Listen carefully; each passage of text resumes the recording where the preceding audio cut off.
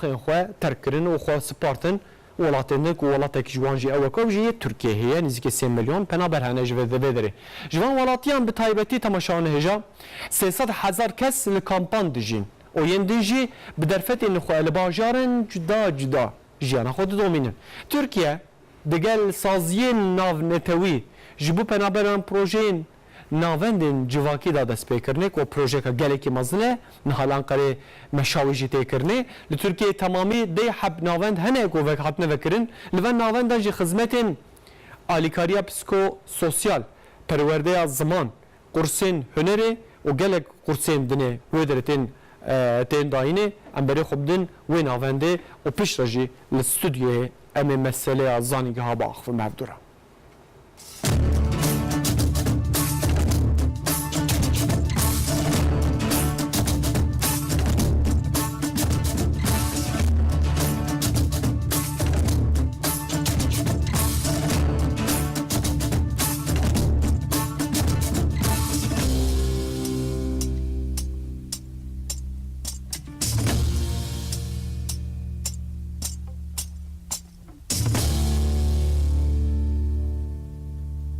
Federasyona Komeleyin Heyvasor Kızıl Haçı ya navneteveyi u Heyvasora Türkiye'de çarçoveya Banga Alikariya navneteveyi de projeya navendin civakedan destpêkirin bi vî awayî pirsgirêkên penaberan çareser dikin. Rakamên fermî ji hindirê Tirkiyeyê ji gişt bajarî da berîberî 3 milyon nîv penaber ji koçber ji jiyana xwe berdewam dikin. Nigah ji hindirê Enqerê jî 85,000 penaber ji jiyana xwe vê derê ji Önder Mahallesê berdewam dikin. Heyvasora Türkiye navenda yekem li Rihayê vekir paşê jî li Stenbolê tesîsa duyem ava kir. Niha jî Ankara, Konya, Bursa, Kilis'te navde bi temamî li neh bajaran navendên civakê hene. Alîkarê koordînatorê projeya navendên civakê Rûşen Çetinkaya derbarê projeyê de agahî da. Psikologa me hene, vakit dinêje hemşire hene, vakit dinêje em de jin sosyal çalışmacı, em dişin ji mal digerin, ji çi dixwazin, xastinê wan çinin, ji ihtiyacê wan çinin, ji bo em tercümanê me ji Erebî hene, ji mamoste hene, mamosteyê ji bo ziman, mamosteyê ji bo kursê dinê, ji kompüterê, ji kuaförî. Mesela ji kuaförî, ji kompüterî em vê derê hîmî wana dikin. Em jî hîmî dom paşê jî em sertîfika din wana. Pêvan sertîfika diçin ji xwe şixul digerin, şixul digirin. Li navendên civakê di beşên wek programa zarokan, programa mezinan, çalakiya rêveberiyê û xebatên entegrasyonê de xizmetên girîng tên kirin. Em ji 6 salê van derane. Zar hene zar vê derê ji hatine dünyayê. Ji bo ya dixwazin yani şoreşî dikarin bikin ji Erebî ama xandin û nivîsandin dikarin. Ji bo ya em xandin û nivîsanî canna ji hîmî wana dikin. Di şer û pevçûnan û bobelatên xwezayî de her tim yên herî zêde mexdûr dibin zarok û jinin.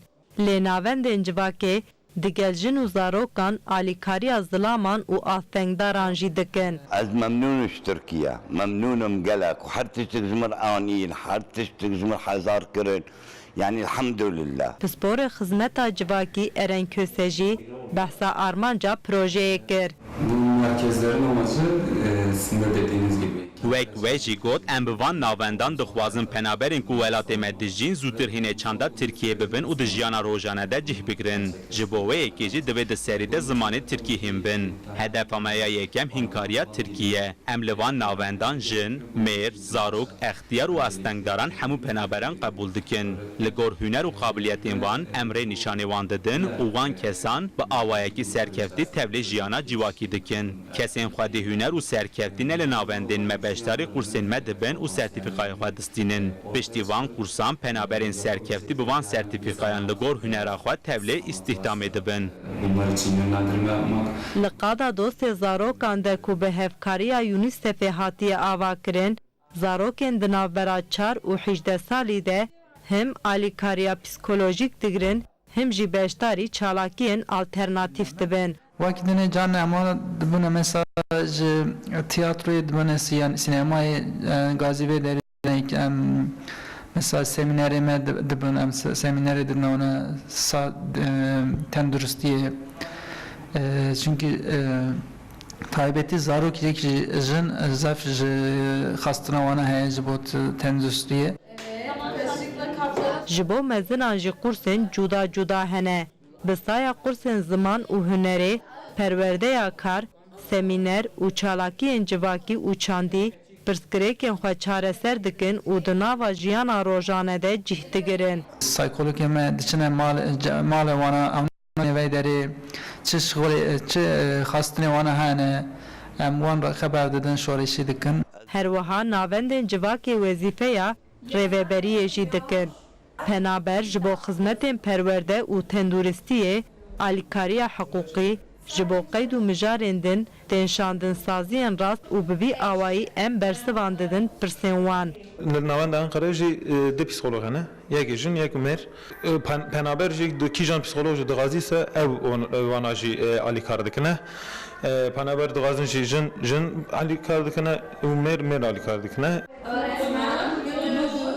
Bütçeya projeyê 7 milyon lîreye û ji aliyê Yekîtiya Ewropayê neteweyên yekbûyî û UNICEFê ve jî tên şopandin.